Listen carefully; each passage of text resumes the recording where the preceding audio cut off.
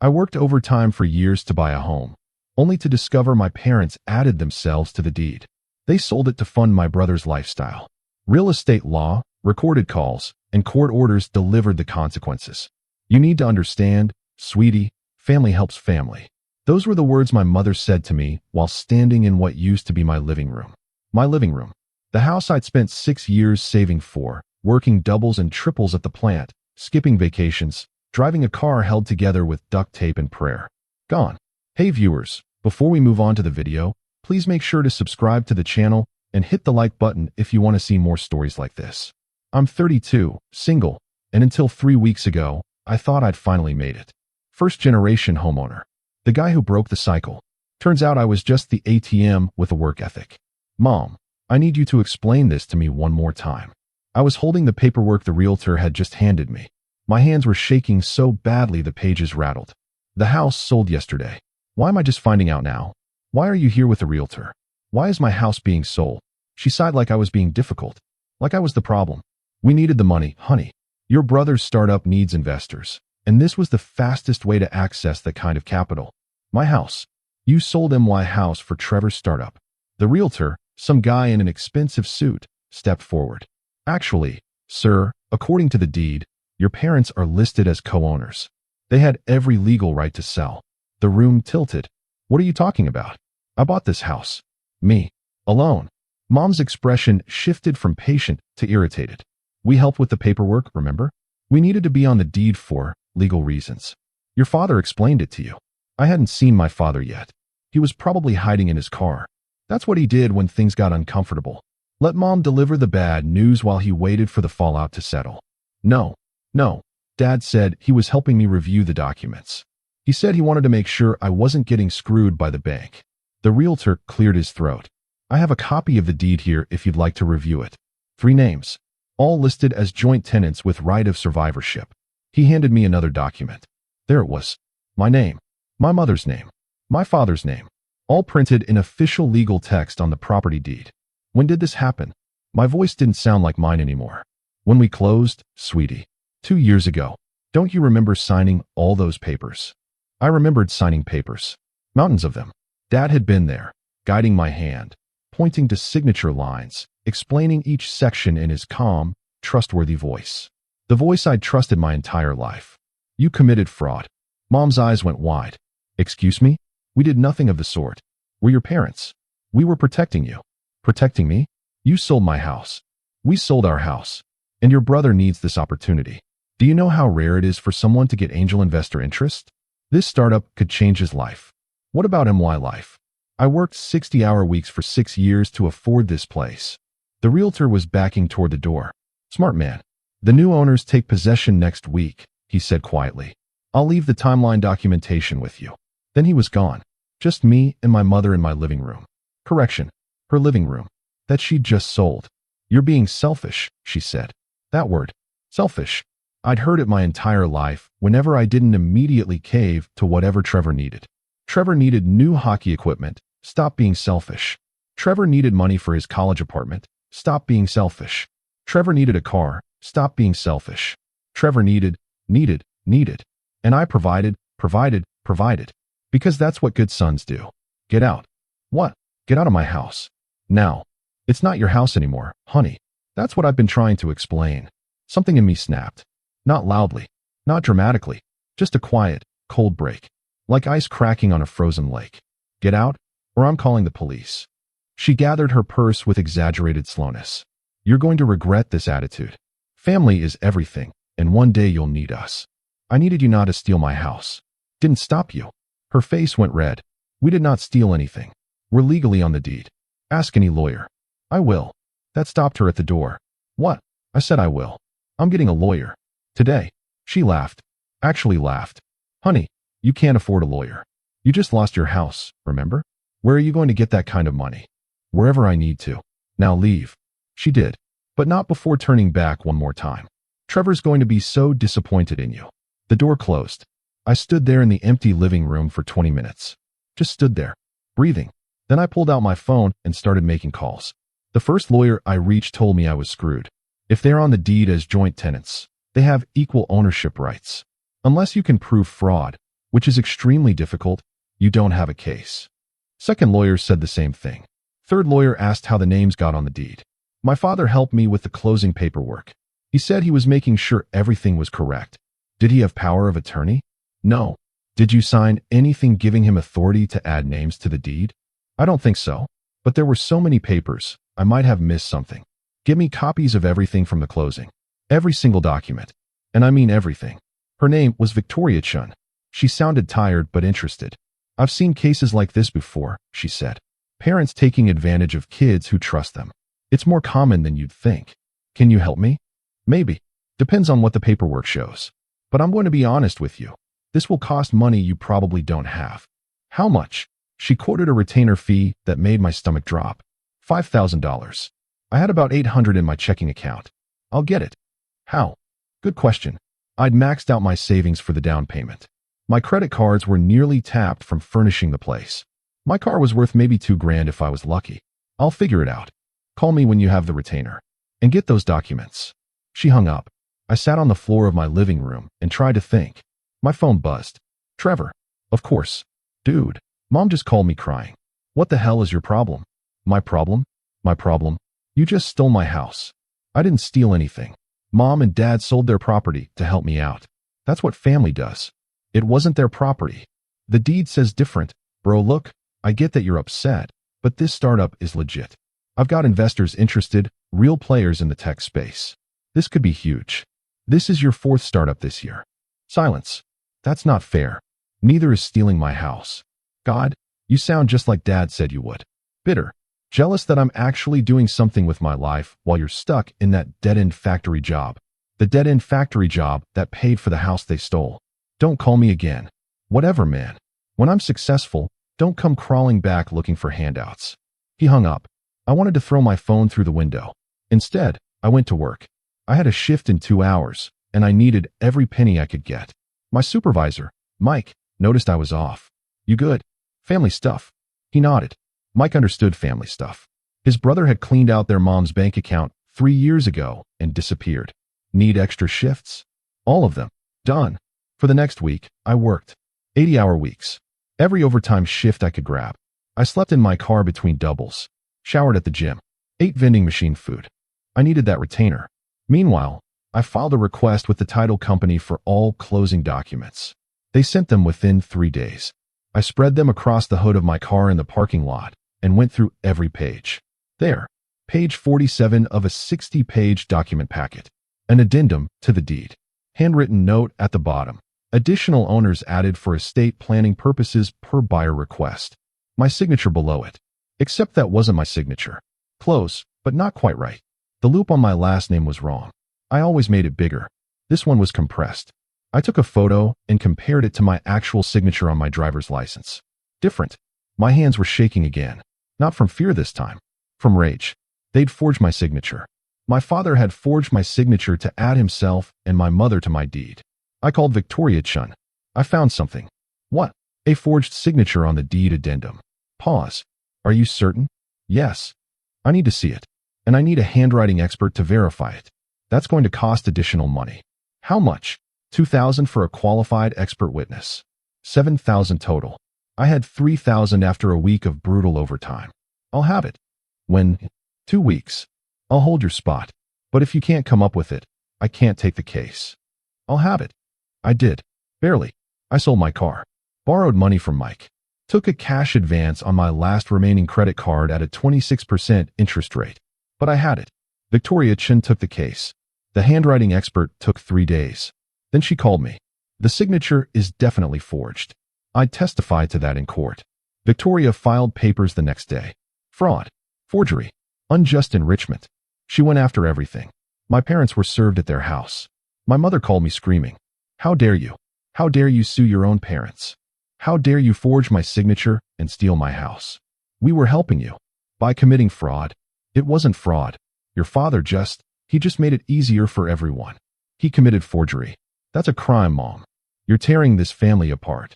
You did that when you stole from me. She hung up. Next call was from my father. That was worse. His voice was quiet. Disappointed. Son, I think you're making a big mistake here. Did you forge my signature? Silence. Did you? I was trying to protect you. If something happened to you, we needed to be able to handle the property. That's what a will is for. This was simpler. It was fraud. It was family planning. You stole my house and sold it without telling me. We needed the money. Your brother needs this chance.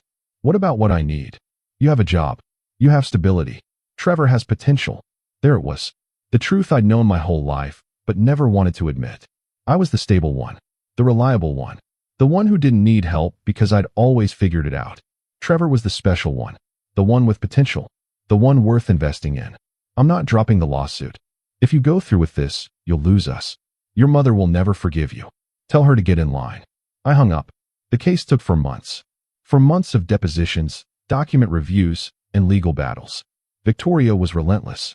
She pulled banking records showing my parents had deposited the entire sale amount into an account, then immediately transferred $400,000 to Trevor. She got the forged signature verified by 2 separate experts. She subpoenaed the closing documents and found emails between my father and the title company where he'd specifically requested the deed addendum be prepared in advance, and he'd handle the signatures. Evidence of premeditation. My parents hired a lawyer. Expensive one, probably using my house money. Their defense was that I'd given verbal consent, that I'd known about the arrangement and agreed to it. They had no proof, because it never happened. But they claimed it anyway. The judge wasn't buying it, especially after Victoria presented the forgery evidence. Mr. Johnson, the judge said to my father during his deposition, did you or did you not sign your son's name to this document without his explicit written consent? My dad's lawyer had prepped him. I signed it with his understanding that. Did he sign it, or did you? Pause. I did. Without his hand guiding the pen? Yes. That's forgery, Mr. Johnson. The case turned after that. Their lawyer advised them to settle. They refused. We're his parents, my mother told the mediator. He'll come around. He always does. She was wrong. The trial lasted 3 days. The verdict took 40 minutes. Fraud. Forgery. Unjust enrichment. The judge ordered the sale reversed. But the new owners had already taken possession and made improvements. So instead, my parents were ordered to pay me the full sale amount plus damages. $670,000. They didn't have it. They'd given most of it to Trevor. The judge didn't care. You have 60 days to make the plaintiff whole, or I'll start seizing assets. Your home, your vehicles, your retirement accounts. Whatever it takes. My mother fainted in the courtroom. Real or dramatic, I didn't know. Didn't care. My father just sat there, staring at me, like he couldn't understand how I'd done this to them. After the verdict, Trevor showed up at my new apartment. I'd been renting a studio across town. For 100 square feet of freedom. He pounded on the door. Open up. I know you're in there. I opened it. He looked terrible. Unshaven, wrinkled clothes, wild eyes. You destroyed them. You destroyed Mom and Dad. They destroyed themselves. They were trying to help me. And you ruined everything. They stole my house. They were on the deed. Because Dad forged my signature. That's a technicality. It's a felony. He shoved past me into my apartment. The investors pulled out. Did you know that? When they found out about the lawsuit, they disappeared. Said they couldn't back someone with family legal issues. Not my problem. I have nothing now. $400,000 gone because Mom and Dad have to pay you back. Money they stole from me. Money you would have wasted. At least I was going to do something important with it. I was going to live in it. It was my home. You can get another house. I can't get another shot like this. Sure you can. You've had 4 shots this year alone. His face went purple. You're jealous. You've always been jealous that I'm going somewhere and you're stuck in that pathetic factory. I'm not jealous. I'm tired. Of what? Of being your backup plan. Of being the responsible one so you can play entrepreneur. Of working myself into the ground so Mom and Dad can fund your dreams. That's what family does. No, that's what I did. Past tense. He looked around my tiny apartment. At the second-hand furniture. The bare walls. The life I was rebuilding from scratch. You're pathetic, he said. Then he left. That was 8 months ago. My parents paid. Took them 4 months and cost them their retirement accounts. But they paid. Every penny. They had to downsize to a small condo. Sell their cars. My mother sends me emails sometimes. Long, rambling messages about how I destroyed the family. How I'm heartless. How I'll regret this when they're gone. I don't read them anymore. They go straight to a folder I never open. Trevor's startup failed. Shocker. He's living with my parents now. In their tiny 2-bedroom condo. 3 people crammed in a 900 square feet. I know because my aunt told me. She's the only family member still speaking to me. They're miserable, she said over coffee last month. All three of them. Constantly fighting. Your mother blames your father for the forgery. Your father blames Trevor for the startup idea. Trevor blames you for everything. Good. She raised an eyebrow. Good. They made their choices. They live with the consequences. That's cold. No. Cold was forging my signature. Cold was selling my house without telling me. Cold was prioritizing my brother over me for 32 years. She nodded slowly. Fair enough. I used the settlement money to buy another house. Bigger than the first one. Better neighborhood. This time, I reviewed every document myself. Had Victoria check everything. Only one name on the deed. Mine. I also paid off my debts. All of them. Credit cards, car loan, the money I'd borrowed from Mike. Everything clean. Started fresh. The house is quiet. Sometimes too quiet. But it's mine. Actually mine. No co-owners who can sell it out from under me. No family members with keys they didn't earn. Just me and the space I paid for. I still work at the factory. But normal hours now. 40 a week, sometimes 50 if I want extra money. But no more 80-hour weeks.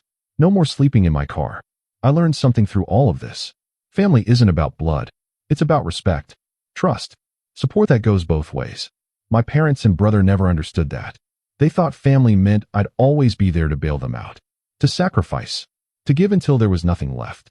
They were wrong. Mike invited me to Thanksgiving at his place last year. His wife, his kids, his mom who's in remission from cancer. You shouldn't be alone on holidays, he said. I wasn't alone. I was surrounded by people who actually cared about me, who didn't see me as a resource to exploit. People who asked how I was doing and actually listened to the answer. That's family. I got a letter last week. From Trevor. Handwritten, which surprised me. He apologized. Sort of. Said he understood why I was angry. Said he hoped we could rebuild our relationship someday. Then asked if I could loan him $20,000 to start a new business venture. I burned the letter. Didn't even finish reading it. Some people never learn. My mother had a birthday yesterday. 65. I didn't call. Didn't send a card. My phone stayed silent all day. Part of me expected guilt. That old familiar feeling that I should reach out. That I should be the bigger person. It never came. Instead, I felt relief. I'm building a life now. A real one. Not the life they wanted for me, where I work myself to death funding Trevor's fantasies. But a life where I matter. Where my work benefits me. Where my home is actually mine. Victoria Chin called me a few months after the settlement. I have another case. Similar situation. Adult child whose parents forged documents to steal their inheritance. Interested in talking to my client? Sometimes it helps to hear from someone who's been through it. I met with him. 26 years old. Devastated. Couldn't believe his parents would do this to him. They're my parents, he kept saying. Parents don't steal from their kids. I told him my story. All of it. The forgery, the lawsuit, the aftermath. Did you ever regret it? He asked. Suing them? I thought about that. Really thought about it. No, I said finally. I regret trusting them. I regret not protecting myself better. But suing them? That was the only choice that made sense. But they're your parents. They were my thieves first. He filed suit 2 weeks later. I've talked to 4 people now. All similar situations. Parents, siblings, relatives who exploited trust and family bonds to commit fraud. It's more common than people think.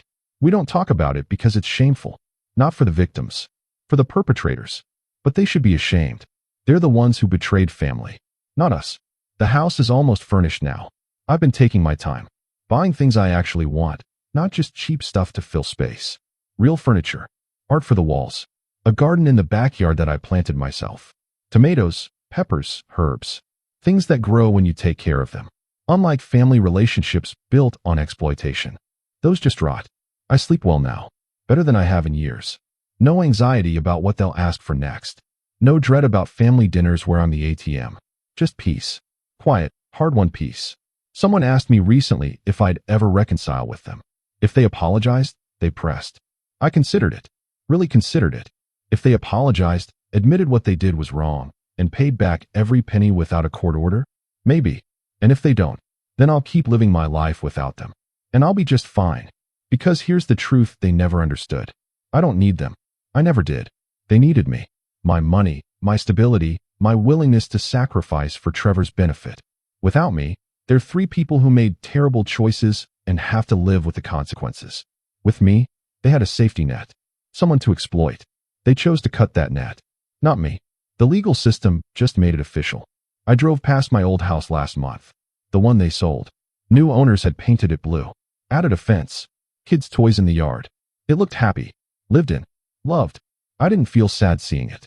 Didn't feel angry. Just nothing. It's not mine anymore. Never really was, apparently. But I have something better now. A home that's actually mine. A life I built myself. And boundaries that no one gets to cross. Not even family. Especially not family. Because family is supposed to be the people you can trust most. When they violate that trust, they stop being family. They become strangers who share your DNA. And strangers don't get access to your life. My parents sent a Christmas card this year. Generic store-bought one. Wishing you peace and joy. Signed by all three of them. I didn't respond. Peace and joy are what I have now.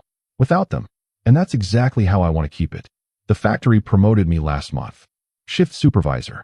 Better pay, better hours, actual respect for the work I do. Mike recommended me. You're the most reliable person I know, he told the plant manager. And reliability matters more than flash. Reliability. The thing my family took for granted. The thing my new boss values. Funny how that works. I mentor younger workers now. Kids fresh out of high school trying to figure out life. Some of them have family issues. Parents who want money. Siblings who take advantage. I tell them the same thing every time. Set boundaries now, before it gets worse. Some listen. Some don't. The ones who don't end up learning the hard way. Just like I did. But at least they can't say they weren't warned. Trevor tried calling last week. I didn't answer. He left a voicemail. Hey, so? Mom's birthday is coming up. We're doing a small dinner. She really wants to see you. I know things have been rough, but maybe we can move past it? For her sake. For her sake. Not because they were sorry. Not because they wanted to make amends. But because my mother wanted something. Again, I deleted the voicemail. Some bridges should stay burned. Not out of spite, but out of self-preservation. I've built a good life. A stable life. And I'm not letting anyone tear it down again. Not even the people who gave me life. Because they also tried to take everything I'd built. And that's not love. That's exploitation with a family discount. I'm done with discounts. Full price or nothing. And they can't afford full price. Never could. That's why they stole. My aunt asked me last month if I'd ever have kids. After everything with your family, she said, doesn't it make you wary? I thought about it. No, I said. It makes me determined. To do what? To break the cycle. To be the parent I deserved. To raise kids who know their worth and don't let anyone exploit them. Even family. She smiled. You'll be a good father someday. Maybe. But only if I can find a partner who understands boundaries. Who values what I value. Who won't invite toxic people back into our lives just because they're family. That's the hard part. Finding someone who gets it. Until then, I have my house. My job. My peace. And honestly, that's enough. More than enough. It's everything I fought for. Everything I earned. And no one can take it from me this time. The deed is in my name only. The walls are painted colors I chose. The mortgage payment comes from my account. Every single aspect of this house is mine. Legally. Morally. Completely. And that feeling? That certainty? Worth every penny I spent on lawyers. Worth every hour in court. Worth losing people who were never really on my side. Because I didn't lose family. I lost thieves who happened to share my blood. There's a difference. And I finally understand it.